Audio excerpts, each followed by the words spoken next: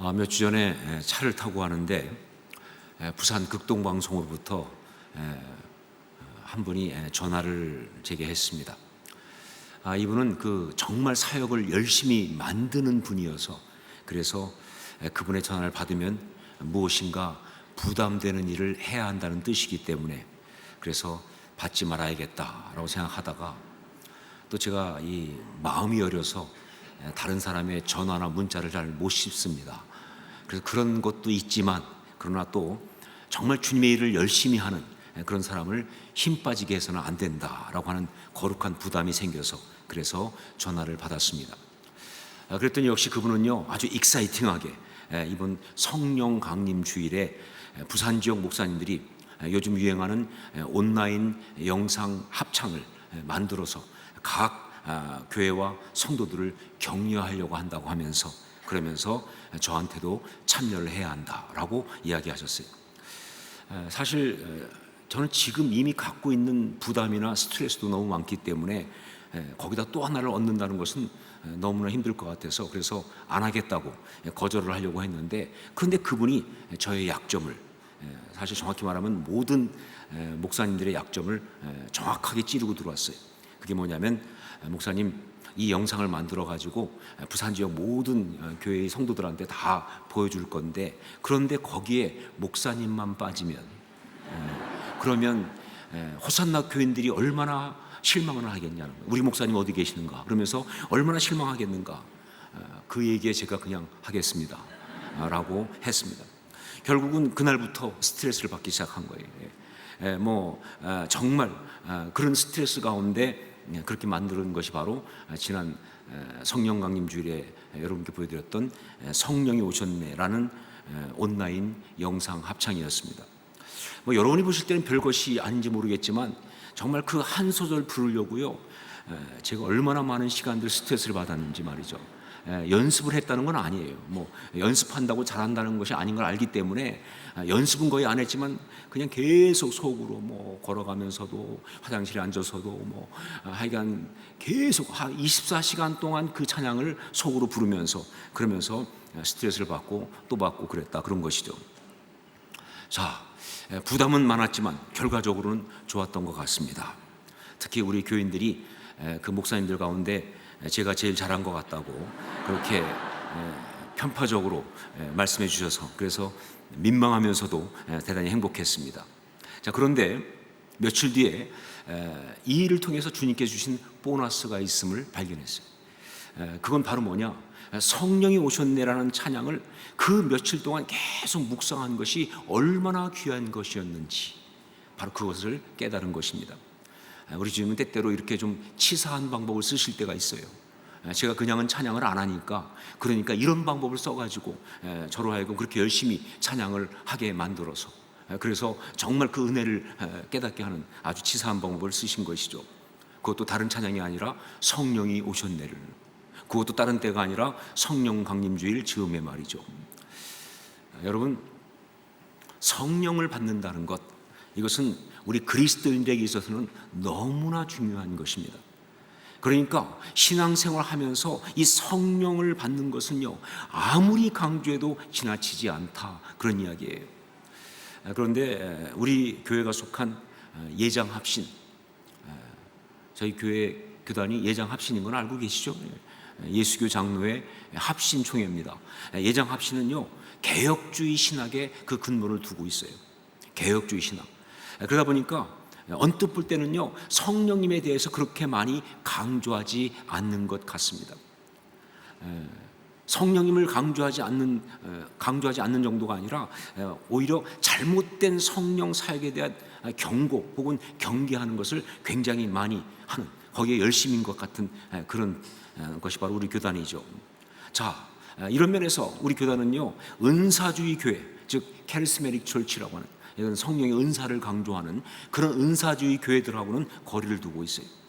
그리고 순복음과 같은 오순절 교회들과도 차별화를 하고 있습니다. 물론 저는 우리 교회 교단의 이 입장이 기본적으로 맞다고 그렇게 믿습니다. 이건 개혁주의 신앙의 입장에서는요, 당연한 것이고, 그런 면에서 아주 성경적이다라고 말할 수가 있어요. 하지만 그래서 우리가 자칫 잘못하면 빠질 수 있는 잘못이 있는데, 그건 바로 뭐냐? 성령님에 대하여 너무 무시하는 거예요. 성령님에 대해서 너무 무시하는 거예요. 여러분, 당연히 강조해야 할 것을 강조하지 않는 것은 무시하는 겁니다. 너무나 중요한 것을 강조하지 않는 것은 무시하는 겁니다. 여러분, 그리스도인들에게는요, 예수 그리스도를 주로 믿고 영접하는 것만큼 중요한 게 뭐냐? 바로 성령을 받는 것, 그것입니다. 사실 이 둘은 어쩌면 동전의 양면처럼 함께 가는 거예요. 보십시오. 예수 그리스도를 주로 믿고 거듭날 때 그때 모두가 다 성령 세례를 받습니다. 고린도전서 12장 3절에 말씀하신 대로 성령으로 아니하고는 누구든지 예수를 주시라 할 수 없기에. 그리고 요한복음 3장 5절에서 예수님께서 어떻게 거듭나는지에 대해서 직접 말씀하신 대로 사람이 물과 성령으로 나지 아니하면 하나님의 나라에 들어갈 수 없기에, 예수 그리스도를 주로 믿고 그리고 거듭나는 것과 그리고 성령으로 세례를 받는 것은요, 동시에 일어나는 것의 양면이다 라고 할 수 있다는 것이죠. 자, 그런데 여러분, 신앙생활이라는 게 무엇입니까? 신앙생활이라는 것이 바로 예수 그리스도, 우리 주님을 영접한 사람으로 살아가는 거 아니에요? 다른 게 아니라 바로 그 구원의 은혜, 그 구원의 능력, 그 십자가 역사를 계속 삶 속에서 누리며 나타내며 살아가는 것, 그게 신앙생활 아니냐 그 말이에요. 바로 그렇기 때문에 신앙생활 가운데 모든 그리스도인들은요, 당연히 성령을 받아야만 하는 거예요. 성령을 받지 아니하면요, 그리스도인들에게 그 구원의 이야기는요, 과거일 뿐입니다. 이전에 내가 그렇게 구원받은 적이 있었다, 그 이야기뿐이라니까요. 거듭난 적도 있었다, 그런 이야기뿐이라니까요 말이죠. 그런 기록일 뿐인 거예요. 그리스도인이라고 하는 명부의 이름이 올라갔다, 그 정도로 끝나는 거예요. 여러분, 성령을 받아야 구원이 현재가 되는 것입니다. 그리스도인이라고 하는 이 명칭만 주어지는 것이 아니라 살아계신 우리 주님을 믿는 살아있는 그리스도인이 되는 것이고, 그 능력과 은혜 가운데 살아가게 되는 것이다 하는 거예요. 바로 그래서 오늘 말씀의 바울 사도는요, 에베소에서 아볼로를 통하여 예수 그리스도를 영접한 제자들, 즉 그리스도인들에게 너무나 중요한 질문을 던진 것입니다. 그리고 이것은요, 바울이 3차 전도 여행을 하면서 이미 복음 전했던 곳에 다니면서 모든 제자들을 굳건하게 세우는 일을 했는데, 바로 그 사역의 핵심과도 같은 그런 질문인 것이죠. 우리 1절 2절 말씀을 함께 읽겠습니다. 1절 2절 같이 읽습니다. 아볼로가 고린도에 있을 때에 바울이 윗지방으로 다녀 에베소에 와서 어떤 제자들을 만나 이르되 너희가 믿을 때 성령을 받았느냐? 이르되 아니라 우리는 성령이 계심도 듣지 못하였노라. 너희가 믿을 때에 성령을 받았느냐? 너희가 믿을 때에 성령을 받았느냐? 바로 이 질문이에요. 이미 예수 그리스도를 믿고 주님의 제자가 된 사람들입니다. 근데 그들에게 바울이 다른 질문이 아니라 너희가 믿을 때 성령을 받았느냐라고 질문을 던진 것은요, 궁금해서 그러는 거 아니에요. 혹은 그들이 알지 못하는 새로운 뭘 좀 알려주려고 그렇게 하는 것도 아닙니다. 이건 무슨 얘기냐? 너의 믿음이 진짜냐? 그런 얘기예요. 그들의 믿음이 진짜인지를 확인해주고, 그리고 그들의 믿음을 진짜로 세워주려고 그렇게 질문을 던진 거예요.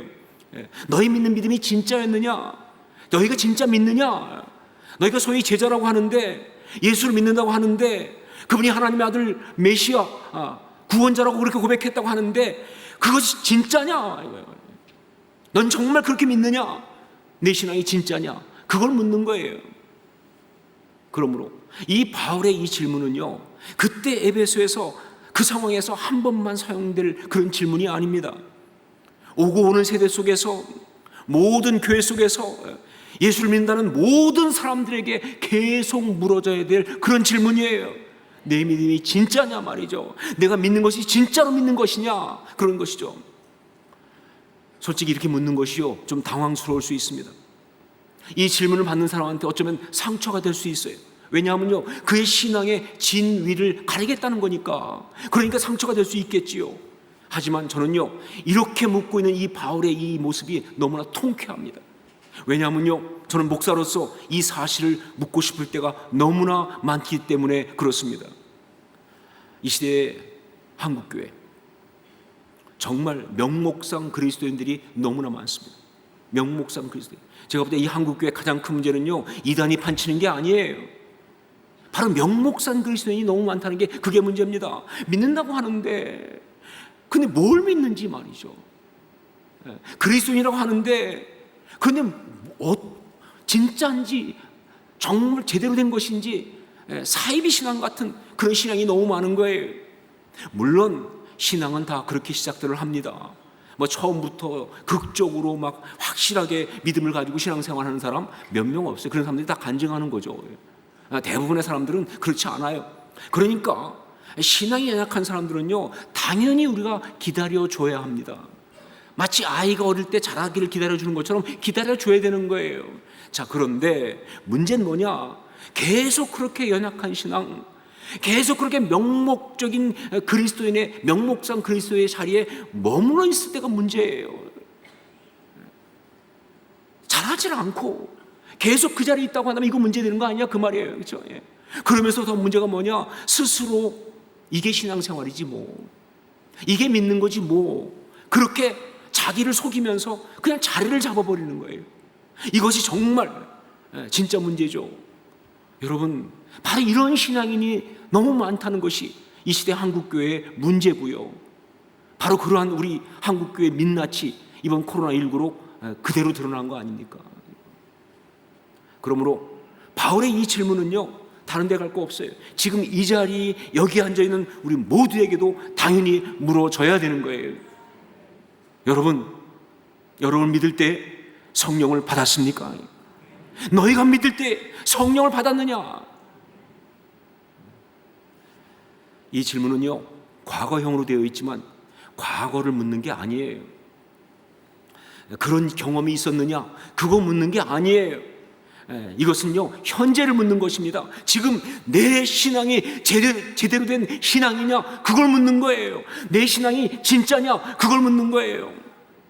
여러분 혹시 아니 목사님 어떻게 그렇게 단정적으로 이게 진짜 신앙이라고 묻는 그런 거라고 말할 수 있습니까? 바울은 분명히 묻기를 너희가 믿을 때 성령을 받았느냐 이렇게 물었지, 네가 진짜 믿느냐, 진짜 믿었느냐 이렇게 묻지 않았는데 어떻게 그렇게 말할 수 있습니까? 네, 여러분, 이 질문 속에는요, 대단한 메시지가 들어가 있습니다. 그냥 어물어물 빠져나갈 수 없도록 그렇게 치고 들어오는 강력한 영적 메시지예요. 그냥 만일 내가 믿을 때 진짜 믿었느냐라고 그렇게 했다고 한다면요, 그 말을 질문받은 사람이 그렇다라고 하는 순간 할 말이 없어요. 진짜 믿었다는데 어떡할 거예요, 그렇죠? 더 이상 할 말이 없어요. 그러나 내가 믿을 때 성령을 받았느냐라는 질문은요, 절대 적당히 그렇게 넘어갈 수가 없어요. 왜냐하면요, 그러면 그게 맞다고 한다면 성령의 역사가 나타나야 하니까, 성령의 열매가 나타나야 하니까. 여러분, 성령님은 숨길 수가 없어요. 성령님은 드러내시는 분이십니다. 성령 받으면 역사가 나타나게 돼 있어요. 성령 받으면 열매가 나타나게 돼 있어요. 그게 안 나타나는데 성령 받았다고 우길 수는 없다는 것이죠. 그러므로 성령을 받았느냐라는 이것은요, 신앙을 진단하는 그야말로 칼날 같은 잣대입니다. 지금 이 시대에 특별히 더. 자, 바울의 이 질문 앞에 그들은요, 솔직하게 답하기 시작했습니다. 오늘 답 보면 너무 솔직하죠. 아니다 정도가 아니라 뭐예요? 성령이 있음을 알지도 못한다고 솔직하게 답합니다. 그럴 수밖에 없어요. 성령님은 속일 수가 있는 게 아니거든요. 받은 일이 없으니까 그렇게 말할 수밖에 없는 거예요. 자, 그러자 바울의 두 번째 질문이 던져졌습니다. 우리 3절 말씀을 함께 읽겠습니다. 3절 같이 읽습니다. 바울이 이르되 그러면 너희가 무슨 세례를 받았느냐? 대답하되 요한의 세례니라. 그러면 너희가 무슨 세례를 받았느냐? 이 말은요, 이런 얘기입니다. 아니, 성령을 받은 일이 없다고 한다면 도대체 너희는 뭘 믿는 거니? 이런 얘기예요. 성령을 받은 일이 없다고 한다면 도대체 너희 믿음은 뭐냐 말이에요. 성령을 받지 않고는요, 믿음이라는 게 있을 수가 없기 때문에. 그래서 이렇게 묻는 거예요. 자, 그러자 이들이 대답한 게 뭐예요? 요한의 세례니라. 요한의 세례. 여러분, 요한의 세례에 대해서는 지난주에 설교하면서 말씀드렸습니다. 아볼로가 은혜를 받기 전에 가졌던 신앙의 내용이라고. 그리고 그것은 결국 무엇인가? 바로 예수 그리스도께서 오실 수 있도록, 오셔서 구원의 역사를 펼치실 수 있도록 모든 것을 준비한 그런 것이지만, 그러나 아직 주님은 오시지 않은, 구원의 역사가 없는 바로 그런 것이 요한의 세례라고 말씀드렸어요. 그러면서 이 요한의 세례의 한계를 뛰어넘으려고 한다면, 그래서 진짜 신앙이 되려고 한다고 하면 바로 은혜를 받아야 한다라고 말씀을 드렸어요. 아볼로가 그랬던 것처럼 은혜를 받아야 한다. 자, 그런데 오늘 말씀에서는요, 요한의 세례의 한계를 벗어나는 방법으로 바울은 다른 것을 말하고 있습니다. 이것은 은혜를 받는다는 것과 사실은 같은 것을 다른 식으로 표현하는 것이다 해도 괜찮아요. 그러나 오늘 다른 점을 강조하고 있어요. 그게 바로 뭐냐? 성령을 받는 거예요. 성령을 받는 것. 그렇습니다. 요한의 세례에서 진짜 신앙으로 가기 위해서는요, 성령을 받아야 하는 거예요. 성령을 받지 못하면요, 신앙처럼 보이지만 아직 아니다, 그런 얘기예요. 신앙의 껍질은 있지만 내용이 없다, 그 말입니다. 바로 이 점을 세례 요한도 분명하게 말했습니다. 그는 분명히 말하기를 뭐라고 했느냐? 나는 물로 세례를 주거니와 내 뒤에 오시는 이는 성령으로 세례를 줄 것이다 라고 얘기했어요. 무슨 얘기예요? 나는 지금 세례를 시작했고, 이 세례는 하나님 나라를 위해서, 너희들 준비하기 위해서, 구원받기 위해서, 정말 세상에 돌이켜서 하나님 앞에 나가기 위해서, 그러기 위해서 결단하고 준비하는 그런 것이지만, 이 역사의 마무리는 바로 예수 그리스도, 그분을 통하여 성령으로 세례를 받아야 되는 것이다. 바로 그 얘기입니다. 자, 그런데 여기 이 에베소에 있는 제자들은 아직 요한의 세례 단계에 머물러 있다 하는 얘기예요. 아마 은혜 받기 전 아볼로에게 복음을 들어서 그랬는 모양이에요. 그러다 보니까 요한의 세례를 통해서 정말 예수 그리스도 있다, 그분을 믿는 것이 맞다, 그게 하나님의 뜻이 이루어지고 있는 것이다, 이 정도 했겠죠. 근데 문제는 뭐냐? 오늘 본문을 가만히 보면요, 이들이 여하튼간에 그렇게 요한의 세례까지만 알고, 그리고는 그게 믿음이라고 생각하면서 거기 머물러 있었다는 거, 그 상태에서. 아니, 어떻게 그럴 수 있습니까? 아니, 시작이 요한의 세례고 결론이 성령 세례, 예수님 성령 세례로 간다면 당연히 진도가 나가야지. 어떻게 시작만 하고 진도가 나가지 않고 중간에 멈춰 있을 수 있느냐? 여러분, 그런데 충분히 그럴 수 있어요. 그 정도가 아니라 성령 세례 받은 사람도 다시 요한의 세례로 뒷걸음질 수가 있어요. 이게 정말 무서운 이야기예요. 왜냐하면요, 요한의 세례라고 하는 이 단계는 어떤 단계냐? 바로 나의 의지, 나의 생각, 내 이해 속에서 일어난 신앙의 이야기라고 해요. 내 의지, 내 생각, 내 이해 속에 일어난 신앙의 이야기예요. 내가 생각할 때 믿는 게 좋겠다, 정말 교회 다니는 것이 더 나은 것 같다, 혹은 예수가 구원자라고 하는데 그 말을 하는 사람들 증거를 들어보니까 맞는 것 같다, 나는 믿는 것이 좋겠다, 나도 믿어야겠다. 여러분, 여기까지는요 다 자기 얘기잖아요. 자기 결단이잖아요. 그럼 거기까지 가는 거예요. 거기까지만 가는 거예요. 이게 나의 이해, 나의 의지 범위 안에 있기 때문에 여기까지 딱 가는 게 굉장한 어떤 그런 그 한계가 된다는 거예요. 성령 세례까지 갔던 사람도 정말 아차한 순간에 이로 떨어지는 거예요. 그게 인간입니다. 하지만 이건 진정한 의미의 신앙이 아니죠. 신앙의 30단계일 뿐이다. 하지만 여러분, 성령으로 세례받는다고 하는 것은요 완전히 다른 차원입니다. 이건 내가 어떻게 할 수 있는 것이 아니라 그분이 찾아오셔야 되는 거예요. 그분이 찾아오셔야 되는 거예요. 내 안에, 내 테두리 안에서 일어나는 일이 아니라 바로 밖에서부터 능력과 힘이 내 안으로 들어오는 거예요. 그러면 나를 송두리째 바꾸시는 거예요. 그래서 지금까지 있었던 내 경험, 내 한계, 내 상황, 내 상처, 내 자존심, 내 자아가 다 뒤집어지는 거예요. 여러분, 내가 뒤집어지지 않고는요 역사는 없는 거예요. 여러분, 내가 뒤집어지지 않고는요 구원은 없는 거예요. 똑같은 내가 그냥 살아서 어떻게 구원받습니까? 내가 뒤집어져야 되는 거예요. 근데 성령의 역사가 있으면 뒤집어지는 거예요. 그래서 이전에 갖지 못했던 열정이 솟아오릅니다. 내 안에 이전에 갖지 못했던 열정이 솟아오르고, 왜냐하면요 성령님은 불이시니까. 많이 말씀드렸지만 우리 삶의 가장 큰 문제는 에너지 문제니까요. 속에서 아무리 혼자서 난리 쳐보세요. 새로운 에너지가 나오나 안 나오지요. 밖에서 불이 들어와야 되는 거예요.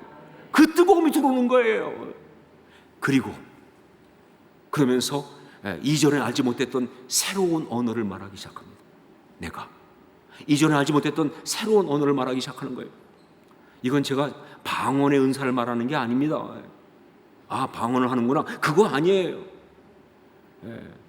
바로 하나님의 영이 내 언어를 간섭하시는 것을 말하는 거예요. 그래서 오늘 말씀 6절에도 뭐라고 되어 있느냐? 방언도 하고 또 예언도 하고 라고 말한 거예요. 방언도 하고 예언도 하고. 예언이 뭐예요? 하나님의 뜻을 펼치는 거 아닙니까?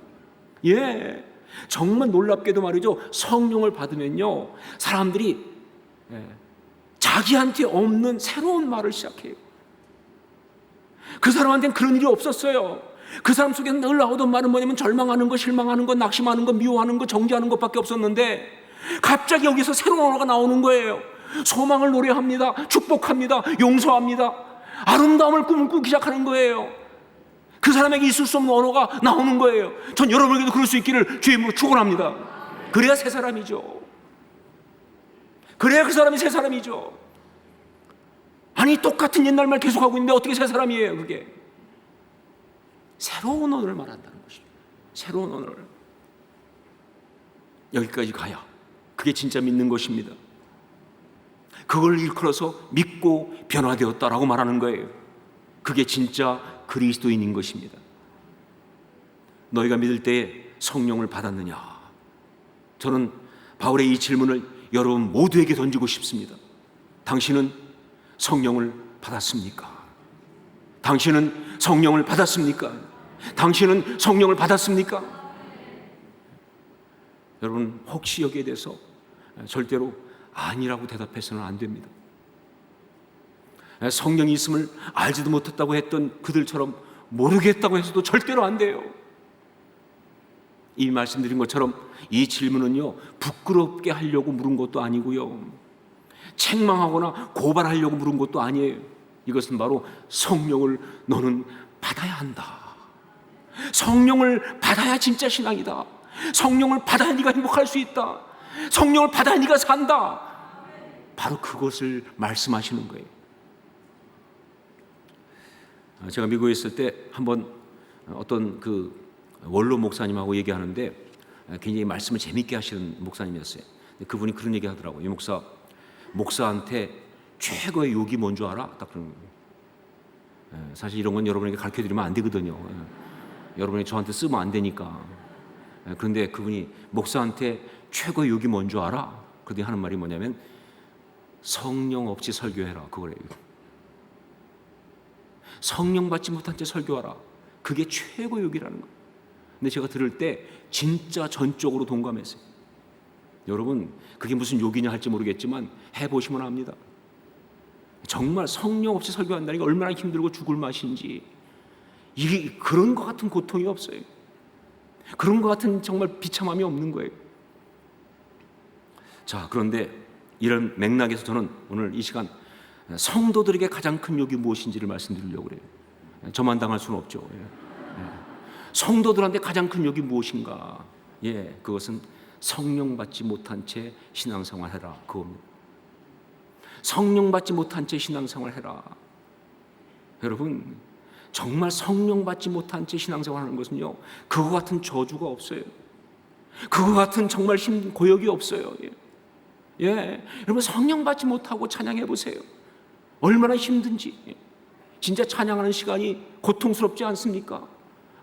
불과 뭐 그냥 몇 절밖에 안 되는데도 이렇게 길어 보이는지 말이죠. 왜 그렇게 앉으라 일어서라가 짜증나는지 말이죠. 성령 받지 못하고 찬양하는 건 힘든 거예요. 성령 받지 못하고 기도해 보세요. 정말 고통스럽지 않아요? 나름 해보겠다고 소리 딱 지르고 주여 삼창하고 시작했는데 길게 가면 30초 아니에요. 바닥으로 뒹구는 내가 보여. 보세요. 성령 받지 못하고 하니까. 여러분, 성령 받지 못하고 말씀 들어보세요. 얼마나 힘든지. 오늘따라 목사님은 왜 이렇게 설교를 길게 하느냐 말이죠. 정말 그렇게 졸릴 수가 없어. 그렇게 답답할 수가 없어. 재미 하나도 없어. 성령 받지 못하고 여러분 신앙생활 해보세요. 그리스도인이라고 하는데, 어떻게 하는 줄 알고 있는데, 그런데 사랑할 수 없잖아요. 용서할 수 없잖아요. 부를 수 없잖아요. 그냥 짜증나잖아요. 여러분, 세상 유혹은 왜 이렇게 달콤한 거예요 도대체? 견딜 수 있어요 여러분, 성령 받지 않고? 그 모든 미혹을 이길 수 있습니까, 성령 받지 않고? 성령 받지 않고 신앙생활하는 것은요, 저주예요. 하지만 여러분, 성령 받고 신앙생활하는 순간 설명할 수 없는 하늘의 기쁨이 우리 가운데 임할 줄 믿습니다. 그래서 여러분, 우리는 성령을 받아야 합니다. 정말 우리가 제대로 믿고 행복하게 살기 위해서 반드시 성령을 받아야 합니다. 자, 어떻게 받습니까? 우리가 성령을 받아야 하는데 어떻게 해야 받을 수 있습니까? 여기에 대해서 솔직하게 그리고 정확하게 답을 드립니다. 몰라요. 몰라요. 어떻게 성령 받는지 몰라요. 성령이 임하셔야 임하는 겁니다. 내겐 방법이 없습니다. 우리의 권한에 있는 것이 아니기 때문에, 우리의 어떤 수단으로 되는 것이 아니기 때문에, 우리의 어떤 방법도 우리는 갖고 있지 않아요. 다만 두 가지만 우리가 할 수 있는 것이 있을 뿐이에요. 첫 번째가 뭐냐? 성령을 받아야만이 그것이 진짜 믿음이라는 것을 아는 것입니다. 성령을 받아야만이 그게 진짜 믿음이라는 것을 아는 것. 성령 사역을 한다는 사람들이요, 갖가지 혼란스러운 작태를 벌리면서 문제를 만들고 있어요. 그러다 보니까 많은 사람들이 성령 사역은 이게 좀 문제가 있나 보다, 좀 골치 아픈 건가 보다, 가급적 가까이 안 하면 좋겠다, 뭐 이런 식으로 생각할 수 있는데, 여러분 그렇지 않아요. 그렇게 많은 문제가 있다는 게 무슨 뜻이냐? 성령의 역사가 그만큼 우리에게 중요하다는 반증일 뿐이에요. 왜냐하면요, 마귀는 전공이 가라지 뿌리는 거니까. 중요한 것마다 가라지를 뿌리잖아요. 중요할수록 더 뿌리잖아요. 그러니까 그런 일을 벌리는 거예요. 여러분, 그러므로 우리는 먼저 정확하게 알고 인정해야 합니다. 성령을 받아야 그것이 진짜 믿음이라는 것을, 우리가 정말 제대로 믿기 위해서는 성령을 받아야 한다는 사실을, 그래야 우리가 참 신앙이 된다는 분명한 사실을, 그래야 우리 교회가 진짜 교회가 된다는 분명한 것을, 이것을 알고 이것을 인정하는 게 중요한 거예요. 아니, 당연한 것을 뭐 이렇게 강조하십니까? 할지 모르겠지만 당연한 것을 무시하니까 문제 아닙니까? 당연한 것을 무시한다는 게 진짜 문제 아니에요. 그래서 이게 중요한 거예요. 알고 인정하는 것. 두 번째, 그리고 성령이 임하시도록 사모하고 기다리는 것. 성령이 임하시도록 사모하고 기다리는 것.